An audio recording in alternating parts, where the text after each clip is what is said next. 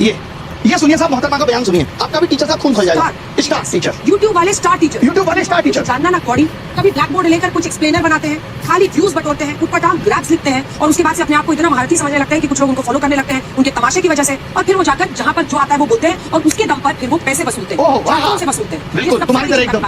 ये जो एक्सप्लेनर बनाने वाले यूट्यूबर्स हैं और जो शिक्षक है उनमें फर्क है, वो फर्क सबको समझना पड़ेगा। ये जो आकर पैसों के लिए अपना धंधा बना रहे हैं एजुकेशन को, वो एक तरफ है, और इसी वजह से स्कूल्स, कॉलेजेस, यूनिवर्सिटीज में पढ़ाई नहीं होती है। बच्चों से कह दिया जाता है कि भैया तुम कोचिंग सेंटर को ज्वाइन कर लो तभी तुम क्रैक कर पाओगे। ये कैसी व्यवस्था में हम जी रहे हैं? ये बहुत बड़ा सवाल है आज।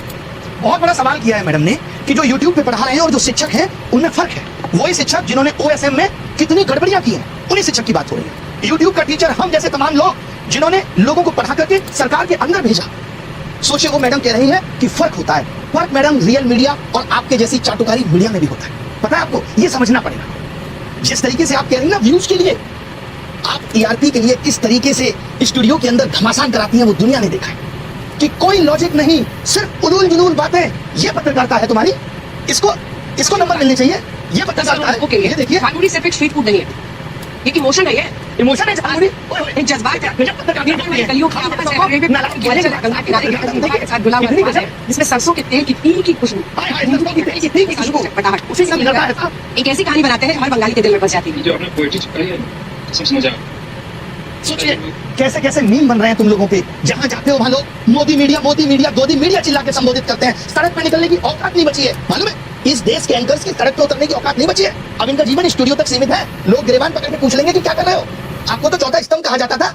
पिछले साल रैंकिंग 153, इस साल 157 है, और वो यूट्यूब के एजुकेटर्स पे सवाल उठा रहे। तुमने क्या किया भाई? कभी प्रधानमंत्री से तुम सवाल पूछ पाए? 56 इंच सीने के सामने तुम्हारा सीना तो आधा इंच का भी नहीं रहा कि पूछ पाओ देश की क्या हालत है, महंगाई पे सवाल कर पाओ। बल्कि तुम्हारी एंकर्स तो क्या कर रही है, ये देखिए साहब, ये है इनकी एंकर्स, और ये हमारे बारे में कमेंट करेंगे। ये देखिए ऊपर से देखा जाए तो हमने ऊपर के बजाय नीचे देखा तो नीचे इनके कमेंट पे सिर्फ गालियां थी। 1 मिलियन के करीब फॉलोअर्स हैं, पोस्ट पे 1000 लाइक नहीं है, और नीचे देखा हमने तो सिर्फ गालियां थी। क्या वफादारी की है तुमने देश के साथ? नहीं। कितने पेपर पिछले 7 साल में लीक हुए, 80 से भी ज्यादा पेपर, और कितने तुमने अपने स्टूडियो में लोगों को बुलाकर सवाल पूछे। तुम्हें सिर्फ TRP चाहिए, इसलिए 4 प्रवक्ता बिठा लिए। आज क्या हो रहा है?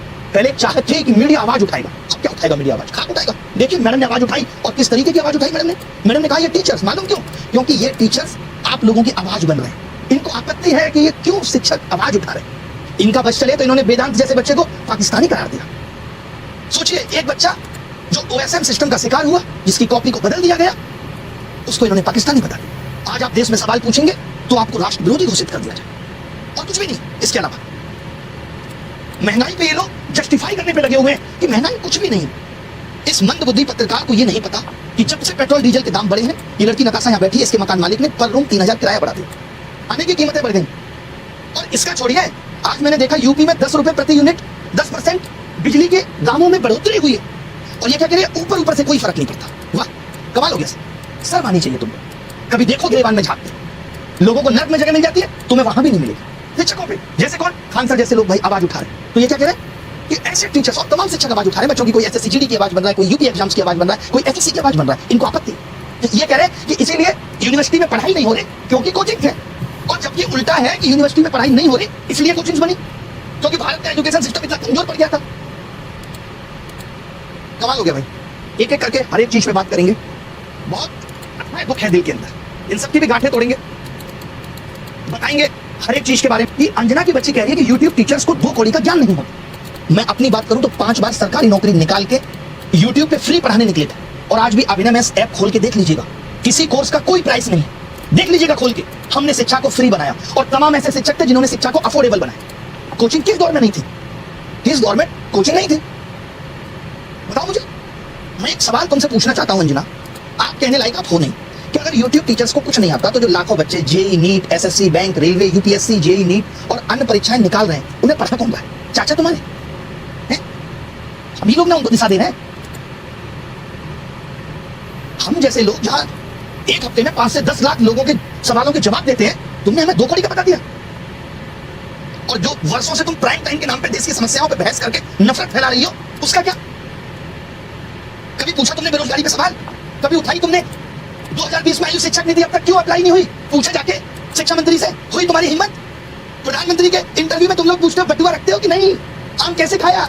आप तो फकीर वाली जिंदगी जीते हो, जबकि तुम्हें दिख रहा होता है कि 10 लाख का सूट पहना बाबूजी ने। पेपर लीक पे इतनी बहस हो गई पिछले 1 महीने में, जमीन पे क्या किया तुमने इसका एनालिसिस? लेकिन तुमको समस्या किससे है? ब्लैक बोर्ड पे पढ़ा रहा टीचर से है। और मैं कहूं जो तुम लोग ये टेलीप्रॉम्प्टर देख के स्क्रिप्ट पढ़ रहे हो, हमको भी इससे समस्या है कि लिख कोई और रहा है, तुमसे पढ़ के ही नाम कमा रही है। अगर स्कूल कॉलेज यूनिवर्सिटी इतने शानदार चल रहे हैं तो क्यों आ रहा है बच्चा यूट्यूब पे पढ़ने, और क्यों कोचिंग की तरफ आ रहा है? शौक से कोचिंग ज्वाइन कर रहा है बच्चा, उसे पता है कि ये व्यवस्था उसे मजबूर कर रही है। स्कूलों में नहीं पढ़ाएगा, स्कूल बंद हो रहे हैं, स्कूलों में एक शिक्षक है, महिलाओं के लिए टॉयलेट नहीं है स्कूलों में, क्योंकि हमारे देश के नेता प्राइवेट स्कूलों का उद्घाटन करने में बिजी है। वो प्राइवेट एजुकेशन को प्रमोट कर रहे हैं क्योंकि वहां से पार्टी को चंदा मिलेगा। तुमने इन सब पे सवाल, तुमने तो सबको कह दिया, नाम लेके कुछ एक को कह देती जो लोग सच में धंधा कर रहे हैं। तुमने तो सब मेहनती शिक्षा, करोड़ों छात्र, सबका अपमान कर दिया। कोरोना में स्कूल बंद थे, इसलिए संभाली शिक्षा व्यवस्था। तमाम टीचर आए उस टाइम यूट्यूब पे, जिन्होंने लोगों की जिंदगी बदल के रख दी। तब करोड़ों बच्चों को शिक्षा तुम पहुंचा रही थी। कुछ भी आके बोल देना है, मजाक चल रहा है, माफी मांग लेना, नहीं तो जिस दिन हम इन बच्चों को बोलेंगे ना यूट्यूब का टीचर आके कि इनकी ट्विटर फीड और इंस्टाग्राम फीड में समय राणा का कंटेंट भर दो, तो भागती भागती बहेंगी, रात पर नींद नहीं आती है जब पढ़ने की 5-6 गालियां मिल रही होती हैं। तब बहुत आसान है स्टूडियो में बैठ के टीचर का मजाक उड़ाना। हमें पता है कि हम जैसे लोग हैं जो बच्चे की फीस की चिंता कर रहे हैं, उसकी बेरोजगारी देख रहे हैं, भले ही 2 कौड़ी का ज्ञान हो हमारे पास, आवाज उठा रहे पेपर लीक पे। आपने कितनी उठा ली आवाज?